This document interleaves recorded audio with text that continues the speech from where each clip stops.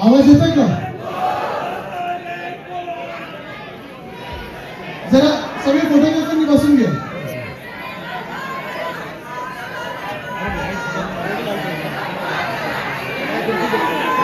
मला वाटतं हॉल पूर्ण पॅक झालेला आहे. इथे विंगीत पण खूप लोक आहेत. सगळे आपले बाहेर पण आहे. स्पॉटलाइट दिसतंय का मी? आता दिसतंय का? अरे तुम्हाला लाईव्ह द्या, लाईव्ह तुम्हाला बोलतोय तरी फ्लॅश बंद करा प्लीज. ठीक आहे, नाही तुम्हाला नाही बोलतो. मागे प्रेझेंटेशन येणार आहे म्हणून स्पॉटलाइट नाही.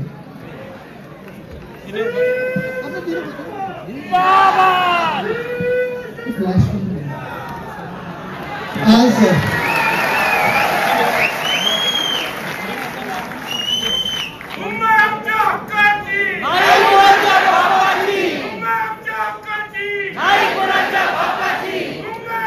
हा उत्साह पाहिल्यानंतर मला वाटत नाही प्रेझेंटेशन किंवा काही सांगण्याची गरज आहे. आज योगायोगाने महाराजांच्या राज्याभिषेकाची तिथीप्रमाणे आज आपण राज्याभिषेक दिन साजरा करत आहोत. पण आज ह्याच महाराष्ट्रावर, आपल्याच मुंबईवर एक संकट मोठं आपल्या दारी येऊन थांबलेलं आहे. निर्णय तुम्ही घ्यायचा आहे की त्या संकटाला तुम्ही घरात येऊन देणार आहात की उंबरठ्यावरच परत पळवणार आहात. हा निर्णय तुमच्या हातात आहे आणि हा निर्णय तुमचा तुम्ही मुंबईकर म्हणून घ्यायचा आहे. तुम्ही कुठच्याही पक्षाचे असाल, कोणालाही मतदान करत असाल, कुठच्याही जातीचे असाल, धर्माचे असाल, कुठच्याही भाषा बोलत असाल, पण आज वर्षानुवर्ष जो प्रयत्न होत आहे मुंबईला महाराष्ट्रापासून तोडण्याचा, तो काही यशस्वी होत नाही. आधीच्या निवडणुका आपण पाहिल्या, मग अनेक निवडणुका तर पाहतच आलोय, पण 2017ची असेल, 2019 मध्ये आपली निवडणूक पाहिल्यानंतर पुन्हा एकदा 2024चं जो वर्ष होतं ते फार महत्वाचं होतं. त्याच्यात आपण लोकसभा चांगल्या आकडे आपल्याला मिळाले. महायुतीला, महाविकास आघाडीला असेल, महायुतीचा प्रयत्न होता, पण तरी देखील शिवसेना उद्धव बाळासाहेब ठाकरे पक्षाला चांगलं यश मिळालं.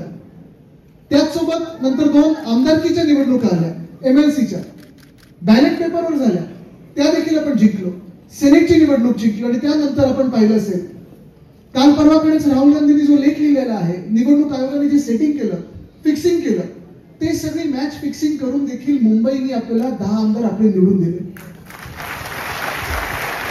याचा अर्थ हाच होतो की वर्षानुवर्ष ज्यांना मुंबईला महाराष्ट्रापासून तोडायचं होतं, गिळायचं होतं, कदाचित गुजरातला जोडायचं होतं किंवा वेगळं ठेवायचं होतं, हे प्रयत्न मुंबईला जिंकू शकत नाही तर काय करायचं? मग एका उद्योगपतीच्या घशात घालायची मुंबई आणि अशी बनवून ठेवायची मुंबई, प्रायव्हेट लँड काहीतरी करून, की मग तुम्ही मग भले खासदार व्हा, आमदार व्हा, नगरसेवक व्हा, महापौर व्हा, मंत्री व्हा, मुख्यमंत्री व्हा, तुमचा आवाज, मुंबईकरांचा आवाज मुंबईत ऐकू जाणारच नाही, मुंबईत कोणी ऐकू शकणारच नाही, असं दाबून टाकायचा.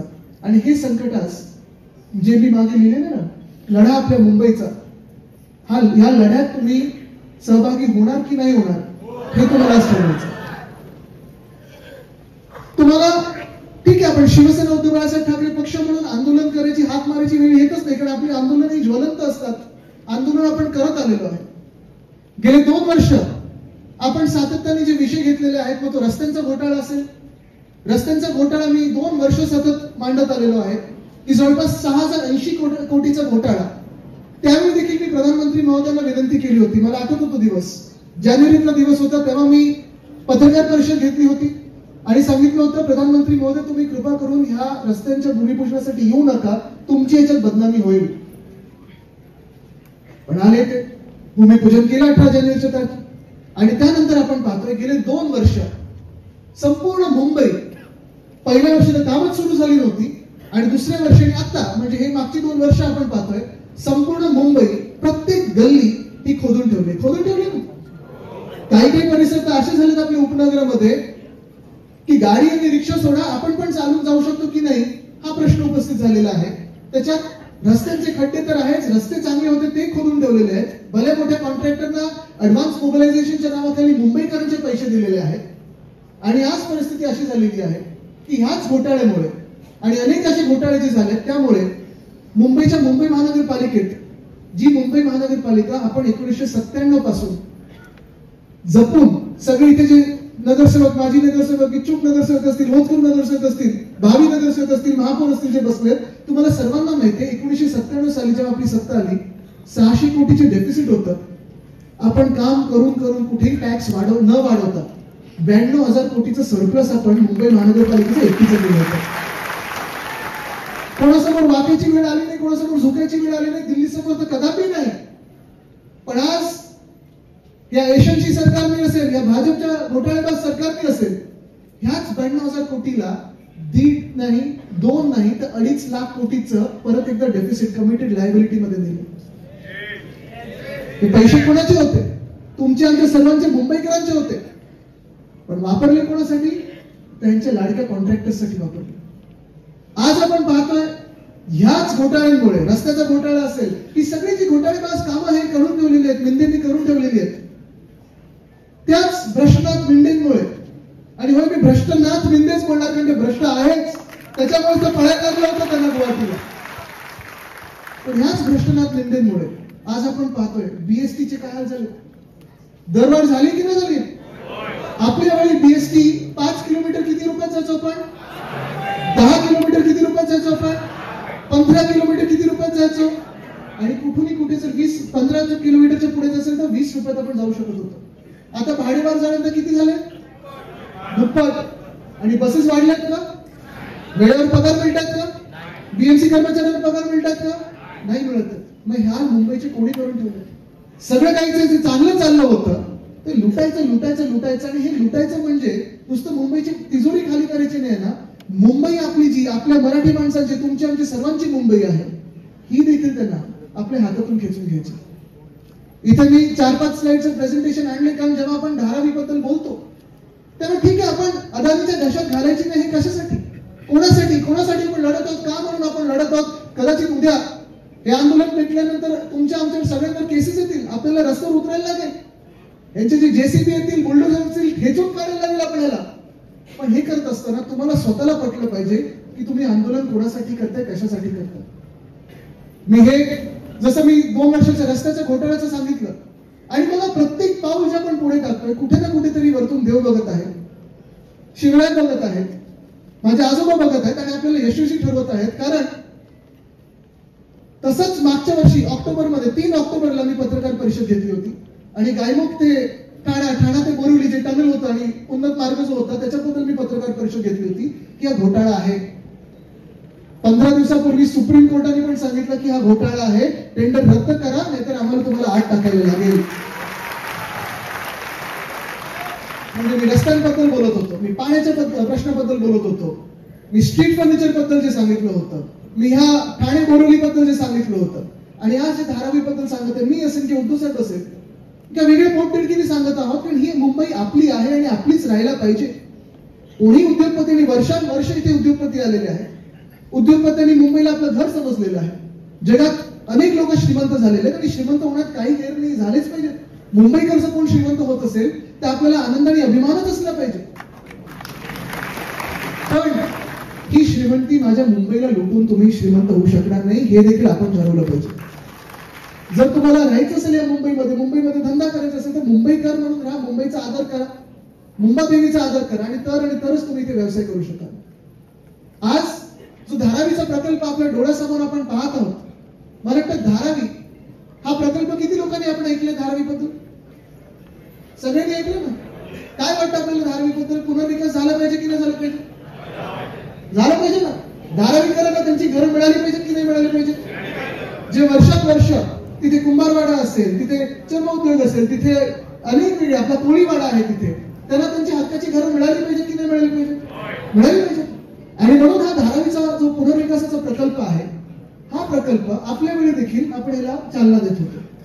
हे जे बोलतात ना, खोटं बोलतात. आपल्या वेळी हे टेंडर निघालं नव्हतं. हे टेंडरची जर तुम्ही तारीख बघाल तर ऑक्टोबर 2022 पर्यंत आहे. ऑक्टोबर 2022 मध्ये कोणाचं सरकार होतं? हर्षराज लिंडेंचं, बरोबर आहे ना? आपलं सरकार ते जून मध्ये यांनी पाडलं, घोटाळा करून पाडलं, पळून गेले आणि पाडलं घरकुल लोकांनी. पण हेच आपला हेतू होता की धारावीकरांना त्यांच्या हक्काचं घर त्यांना मिळालंच पाहिजे. किती वर्ष ते झोपडपट्टीमध्ये राहणार किंवा ज्या परिस्थितीत आहे त्या परिस्थितीमध्ये राहणार.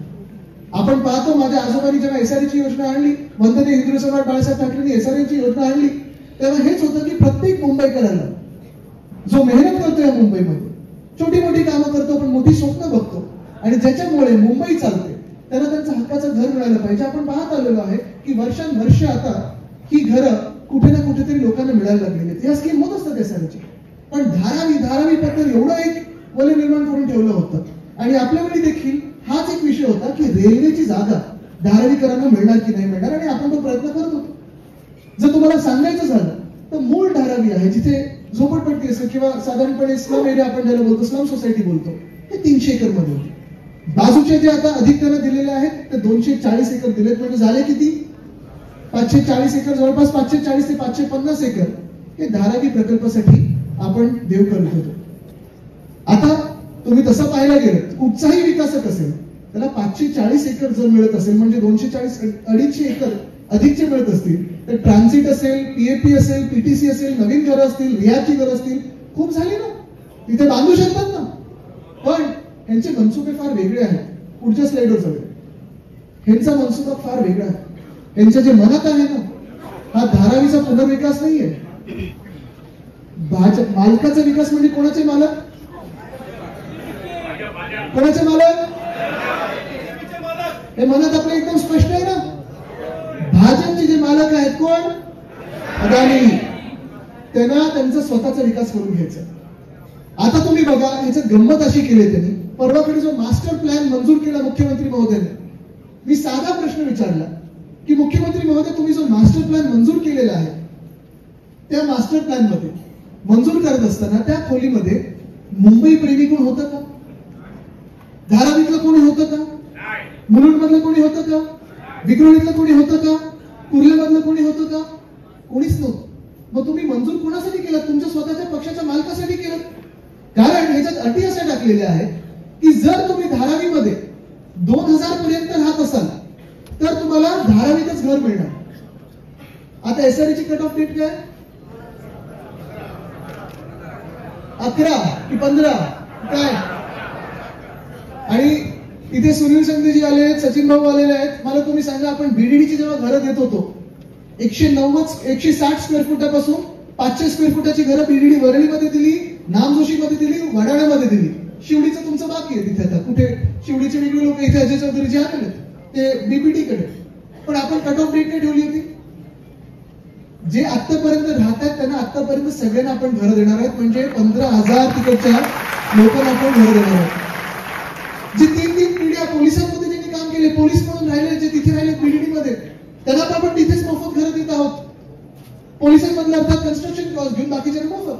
पण तुम्ही मला सांगा, जर हे आपण बीडीडीच्या त्या ठराविक घरांसाठी करू शकत असू तर 500-550 एकर जर तुमच्या हातात येत आहेत, धारावी सारखी तुम्हाला जागा मिळत आहे बीकेसीच्या बरोबर बाजूला, तर 2000 पर्यंत धारावीचे पात्र झाले, बाकी सगळे अपात्र.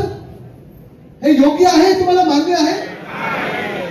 धारावीमध्ये पण जी लोक मेहनत करतात, आपण पाहतो सगळे पोटापाणीसाठी जेवढी मेहनत करतात, दिवस रात्र मेहनत करतात.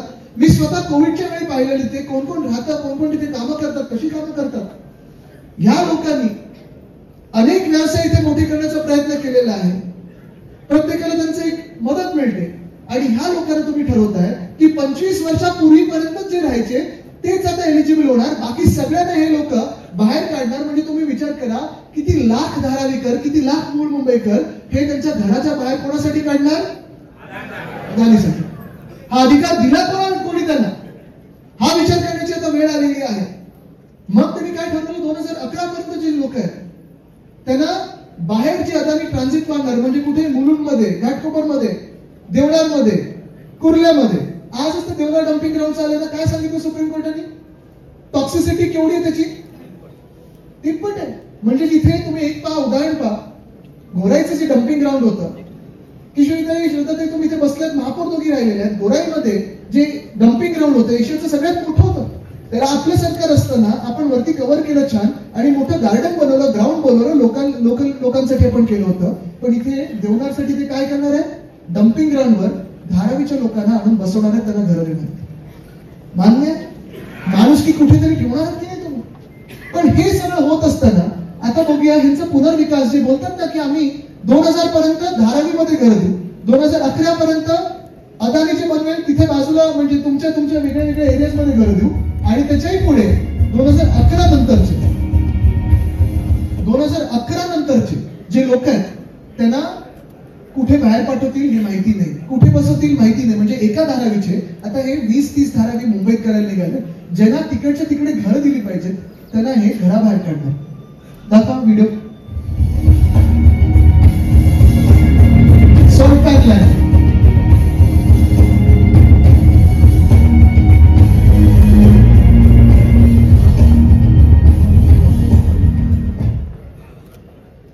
ही सॉल्ट पाईपलाईन दिसते ना. परवाकडे मास्टर प्लॅन मध्ये मी 2-3 नावं वाचली. आर्थर सॉल्ट वर्क्स हे भांडूपचं, आणि इथे पुढे कांजूरमार्गचं, इथे थोडं आहे भांडूप मुलुंडचं. तुम्हाला आठवत असेल जिथे सॉल्ट पॅन नाहीये म्हणजे मिठागर नाहीये तिथे आपण आरेची मेट्रो हलवणार होतो. आठवतं ना? 102 एकर मध्ये. केंद्र सरकारने काय सांगितलं तेव्हा? आमची जमीन आहे, मिठागर आहे, तिथे मीठ बनतं, तिथे तुम्ही हे कसं करू शकता? आणि तेव्हाच मी सांगितलं होतं हा तुम्ही घोटाळा करत आहात, कारण तुम्ही मुंबईसाठी जागा वापरू देत नाहीये, तुम्ही तुमच्या मालकाच्या घशात घालणार आहात. तेव्हा जे मी बोललो होतो 2021 साली 22 साली ते आज खरं ठरत आहे. ह्याच आर्थर सॉल्ट वर्क्स हे खरं सॉल्ट वर्क्स आहे, त्याच्यावरती आपण जागा देत होतो. आर्थर जेन्किन्स जे सॉल्ट वर्क्स आहे ते खरोखर मिठागर होतं, पण ते पण अफोर्डेबल हाऊसिंग असेल किंवा धारावीच्या नावाखालती देणार कोणाच्या घशात? अदानी. मिठागर जी आहेत ती देणार कोणाच्या घशात? जे आपण मिठागर नव्हतं, आपण कारशेड साठी वापरणार होतो, आरेचं जंगल वाचवत होतो, ते कोणाच्या घशात? अदानी. मग राहिलं काय? पुढचं बघू. ठीक आहे, हे तुम्ही आंदोलन केलेलं मला वाटतं सगळं. पुढची स्लाइड घ्या. आता हे बघा, हे कोण आहेत?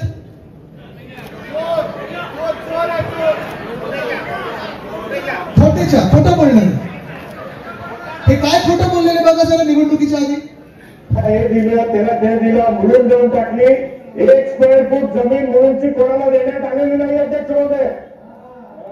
1 स्क्वेअर फूट हे रेकॉर्डवर काढा, कारण आमच्या गावात काय आहे उद्रेक महत्वाचा आलेली नाहीये. खरं बोलतात की खोटं बोलतात?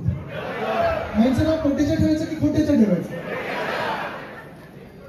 हे त्यावेळी पण मी सांगत होतो तुम्हाला. दोन्ही निवडणुकीत मी आलो होतो आणि सांगितलं होतं की खोटं बोलत आहेत, कारण हे यांच्या मालकासमोर काय आवाज काढणार? मालक बोले उठ की उठले, बस बोलले की बसले. आता गेली कुठे? मास्टर प्लॅन अप्रूव्ह झाल्यानंतर जरा उद्या परवाकडे जाऊन विचारा, काही करू नका नाही तर परत आपल्यावर केस येईल. पत्र पाठवता नाही, प्रेमाचं पत्र पाठवा की खोटेच्या साहेब आपण खरं बोलतोय की खोटं बोलताय. रेकॉर्डवर चुकीचं असेल तर काढा, पण हा रेकॉर्ड कोण पोचणार? पुढचं बघू.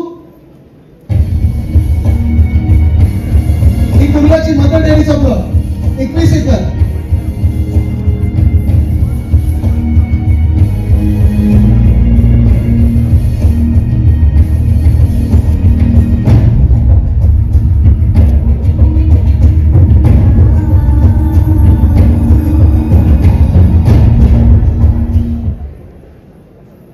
पुढे कोण काय खोटं बोललं जर बघा.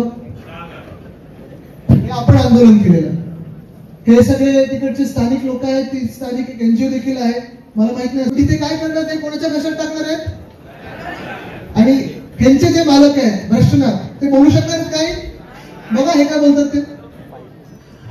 ठिकाणी शासन निर्णय झाला आणि धारावीमधल्या काही प्रकल्पग्रस्त जे लोक आहेत रहिवासी आहेत त्यांचं पुनर्वसन या ठिकाणी केलं जाणार आहे, अशा प्रकारचा हा GR होता. आणि मी तर गेल्या 3 वर्षापासून पाठपुरावा करतोय त्या ठिकाणी वॉटर रिकल आणि क्रीडा संकुल व्हावं, आणि त्या दृष्टीने माननीय मुख्यमंत्र्यांनी सुद्धा सकारात्मकता दाखवली होती, त्यांनी घोषणाही केली होती, मला शब्दही त्यांनी दिलेला आहे. आणि त्याच्यावेळी निश्चितपणाने मला आशा आहे की माननीय मुख्यमंत्री पुन्हा एकदा माझ्या या विनंतीस मान देतील, आमच्या कुर्ल्यावासियांचं ऐकतील. आणि आता उपमुख्यमंत्री झाले जरा विचाराय ना, शब्दाला मान दिला होता का गुवाहाटीला पळून गेले होते त्यांच्या सोबत? हे लोक जाणार कुठे? त्याला उत्तर तर द्यायला लागणार आहे, तुम्हाला द्यायला लागणार आहे. तुम्ही प्रश्न जेव्हा विचाराल तेव्हा हे उत्तर देऊ शकतील का? आज जे पत्रकार परिषदेतून तुम्ही उद्या प्रश्न विचारत ना, कारण आपण पत्रकारांनाच यांनी सांगितलं ना, एकाने विधान भवनात सांगितलेलं आहे, दुसऱ्याने बाहेर सांगितलेलं आहे. पण पुन्हा एकदा मी तुम्हाला ह्याच गोष्टी आणतोय की हे सगळे जे सत्ताधारी लोक आहेत जे आपल्या डोक्यावर बसलेले आहेत निवडणूक आयोगाच्या घोटाळ्यामुळे, ह्यांनी आपल्यामध्ये निर्लज्जपणे येऊन सांगितलं होतं की ही जागा आम्ही पीटीसी किंवा पीएपीला देणार नाही. पण आज काय होतं? मदर डेअरीचा प्लॉट दिला ना त्यांना. मला तुम्ही सांगा, आज मुंबईत तुम्ही सगळे किती वर्ष राहता? जन्मापासून राहतात? चला एक काम करू, उद्या आपण मंत्रालयात जाऊ आणि मुख्यमंत्री महोदयांना सांगू की आम्ही जन्मापासून मुंबईकर आहोत, आम्हाला बाकी अदानी एवढी जागा नकोय, आम्हाला 1 स्क्वेअर फूट जागा मुंबईमध्ये फुकटात द्या. मिळणार आहे? मिळणार आहे? जे सवलती तुम्ही अदानीला देताय तेवढं आम्हाला 1 स्क्वेअर फुटासाठी द्या. मिळणार आहे? मग ज्या सवलती अदानीला मिळत आहेत ते माझ्या मुंबईकरांना का नाही? जे हक्क जे अधिकार अदानीला मिळत आहेत ते माझ्या मुंबईकरांना का नाही?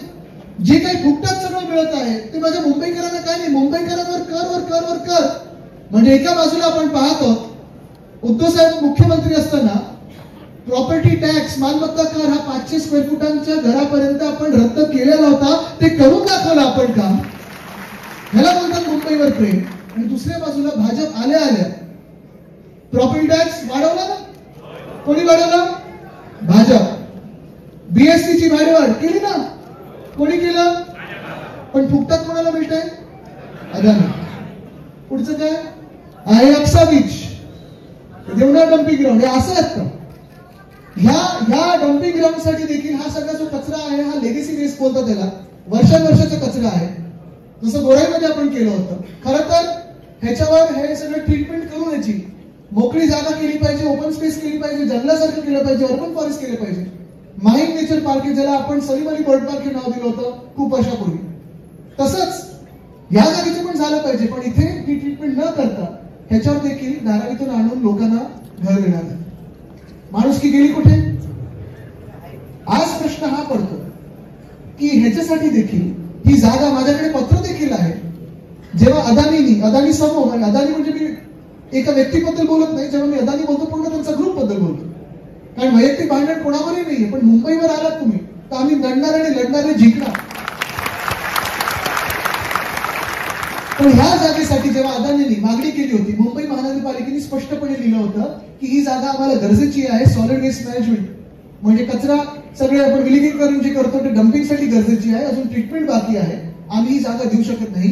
तरी अदानी समूहाने सरकार वापरून, सत्ता वापरून ती जागा ढापली तर ढापली.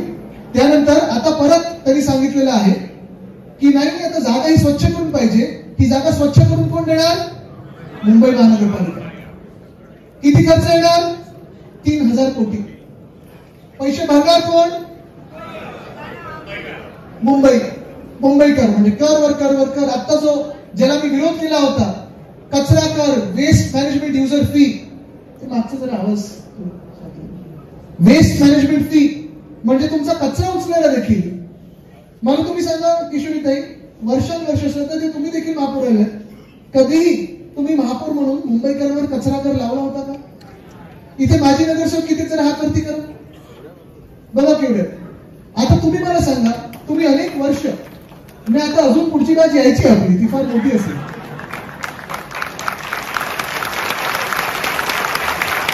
इच्छुक अजून जोरात टाळ्या मारतात.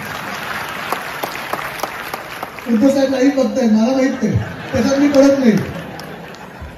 पण तुम्ही मला सांगा, नगरसेवक म्हणून तुम्ही कधी मुंबईकरांवर कचरा कर लावला होता? पण ही अदानीची जागा साफ करून द्यायला ह्याच भाजपच्या सरकारने कचरा कर लावला. ठीक आहे, तर त्यांनी सांगितलं अजून 1 महिन्यानंतर लावतो, थोडं डिफर केलेलं. पण ह्याला आपण कडाडून विरोध करायचा म्हणजे करायलाच लागेल. या पुढची स्लाईड.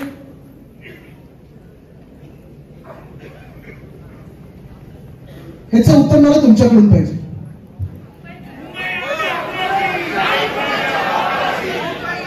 अजून ऐकून आलं, जोरात पाहिजे.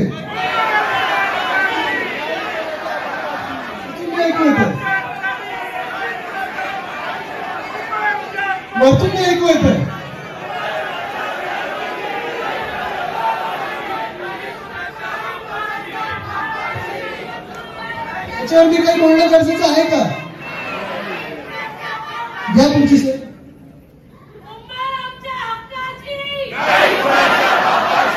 हे तुम्ही होऊ देणार आहात का? घ्या पुढची स्लाईड. हा लढा मुंबईचा आहे. हा लढा तुमचा आमच्या सर्वांचा आहे आणि हा फार मोठा लढा आहे, ऐतिहासिक लढा ठरतो. जसं संयुक्त महाराष्ट्राचा लढा होता. मुंबई मोडायला निघाले होते, मुंबई तोडायला निघाले होते, मुंबई लुटायला निघाले होते, पण मुंबईकर म्हणून आपण एकजूट राहिलो आणि मुंबई महाराष्ट्राची होणारच याच्यासाठी लढलो. तसं मुंबई आता महाराष्ट्राचीच राहणार याच्यासाठी लढणं गरजेचं आहे. आणि ही काही खोटी भीती दाखवत नाही मी, हे व्हॉट्सअप युनिव्हर्सिटी सारखं सांगत नाही मी, हे खरं आहे. एका बाजूला आपण ईशान्य मुंबईमध्ये आज जेव्हा बोलत आहोत तेव्हा ही भीती देखील खरी आहे की मुलुंड असेल, घाटकोपर असेल, विक्रोळी असेल, अक्सा असेल, तिथे पलीकडे मालाडमध्ये इथे भीती लोकांमध्ये आहे की जेव्हा लाखो लोक तुम्ही एका ठिकाणून दुसरीकडे आणणार, बेघर करून आणणार, तेव्हा ही लोक येणार कुठे, राहणार कशी? आता पण मी येत होतो हायवेवर, तर आत टर्न मारल्यानंतर 20 मिनिटं आपली अशीच जातात ट्रॅफिक मध्ये. तुम्हाला तासन तास तिथे घालावं लागतं. कुठे 1 लेनचा रस्ता आहे, कुठे 2 लेनचा रस्ता आहे, कुठे उतरल्यानंतर तुमच्या वरतून गाडी जाते की खालतून रिक्षा जाते हे कळत नाही. आणि ह्या गर्दीमध्ये जर लाखो लोक तुमच्या छोट्या छोट्या आपल्या वेगळ्या वेगळ्या वस्त्यांमध्ये आणले, वॉर्डमध्ये आणले, तर ही लोकसंख्या आलेली, ठीक आहे, लोकसंख्येबद्दल आपल्याला काही दुमत नाही, त्यांचं स्वागतच करू. पण हे करत असताना एकतर ही सगळी जागा फुकटात देणार अदानीच्या देशात, तिथे अदानी आणून बसवणार लाखो लोक. मग धारावीत नेमकं तुम्ही काय करणार आहात, कोणासाठी करणार आहात, हा प्रश्न तर आपल्याला उपस्थित होतोच. विरोध मुंबईकरांना नाहीये, विरोध धारावीकरांना मुळीच नाहीये, कारण धारावी मधला लढा हा आपला वेगळा चालूच आहे. धारावीकरांनी देखील ठरवलेलं आहे की आम्ही इथून हलणार नाही म्हणजे नाही, आम्हाला विकास हवा आहे, तो आमचा हवा आहे, अदानीचा नाही. पण आपल्याला ठरवायचं आहे की ही जी चळवळ आहे आपली, लढा आपल्या मुंबईचा, हे पुढे न्यायचं की नाही न्यायचं. आणि म्हणून आज मी सगळ्यांना आपल्याला बोलवलेले अनेक एनजीओ आलेले आहेत, आपले आजी माजी पदाधिकारी आहेत, महिला आघाडी खूप मोठ्या संख्येत आहे, युवा सेना, युवती सेना, महिला पुरुष सगळे शिवसैनिक आलेले आहेत. हा लढा फार मोठा असणार आहे. हा एका आंदोलनात संपणार नाही, एका मोर्चात विषय संपणार नाही, पण तुम्हाला घरोघरी जाऊन समजायला लागणार आहे की आपण का लढतोय आणि कोणासाठी लढतोय. मी तुमच्या सोबत लढायला आलेलो, आदेश द्यायला आलेलोच नाहीये, छातीचा पोट करून आलेलो आहे.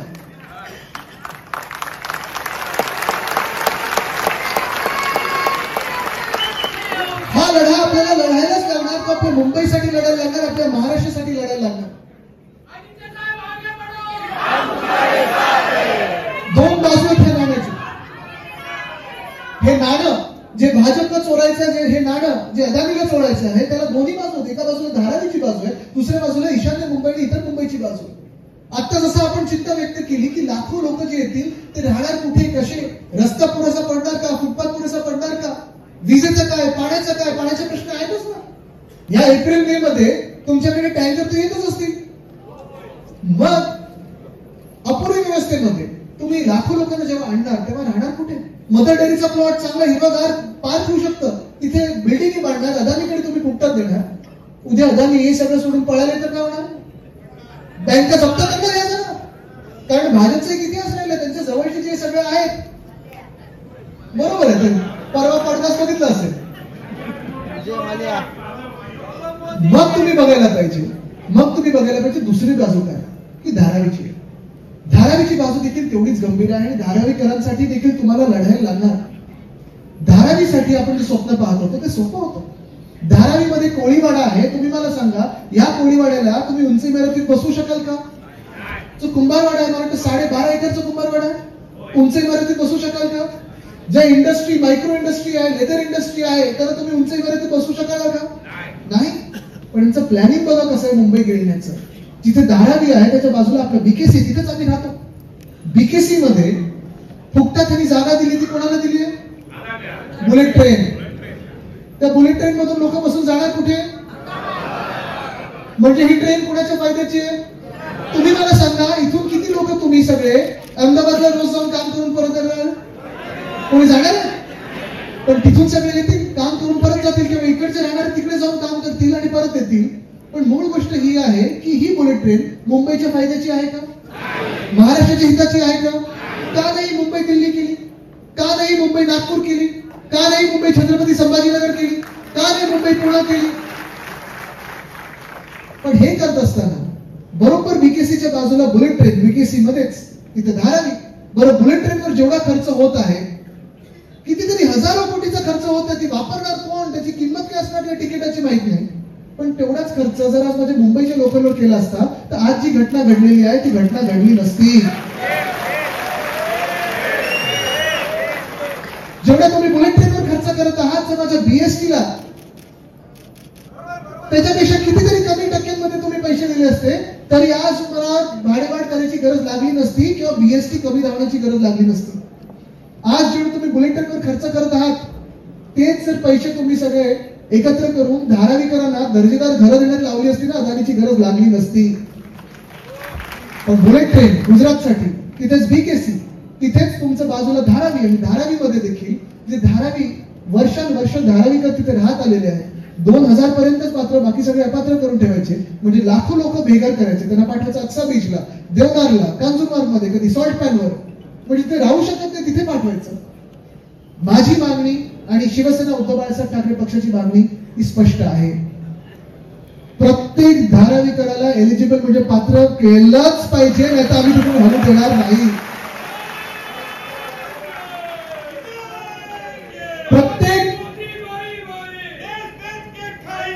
प्रत्येक धारावीकराला तुम्ही 500 स्क्वेअर फुटाचं घर हे दिलंच पाहिजे, हा त्यांचा अधिकार आहे. आणि धारावीत फक्त काही अदानीचं नाही, तर धारावीमध्ये जी धारावी बीकेसीच्या बाजूला आहे, तिथे आम्ही मागणी करत आहोत, जी गिफ्ट सिटी तुम्ही मुंबईपासून खेचली आणि गुजरातमध्ये नेली, त्या गिफ्ट सिटीचा दर्जा पुन्हा एकदा आमच्या बीकेसी धारावीला द्या, मुंबईला द्या, तर आणि तरच हे धारावीचा प्रोजेक्ट आम्ही पुढे जाऊ देऊ.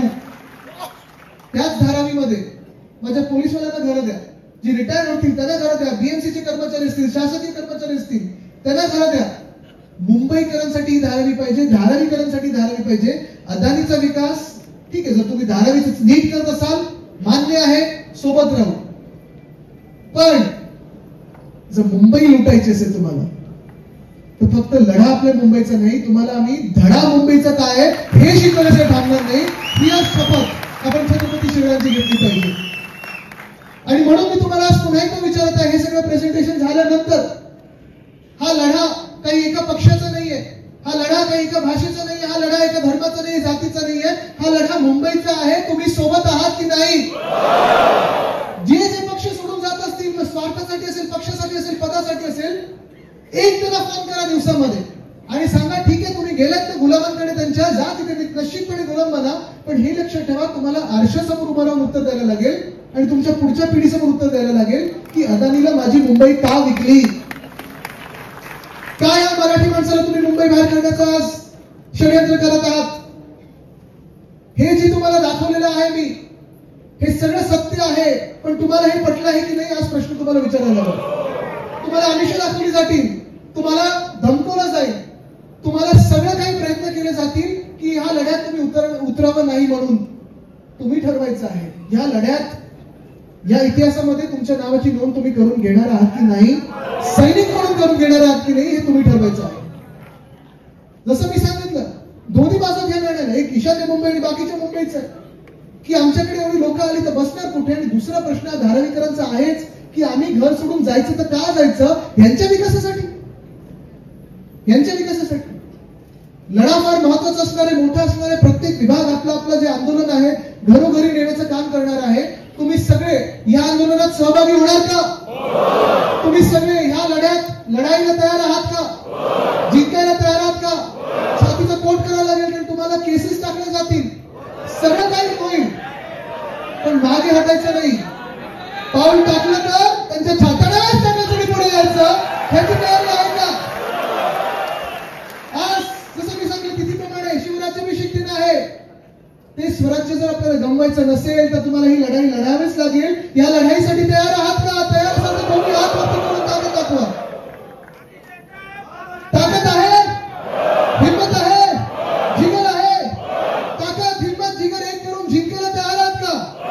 चला या लढाईला आपल्या मुंबईसाठी तयार होऊया. आणि लढाई ही सुरू झालेली आहे. लढवून जिंकायचं म्हणजे जिंकायचंच, ते या मुंबईसाठी, या महाराष्ट्रासाठी आणि छत्रपती शिवरायांसाठी.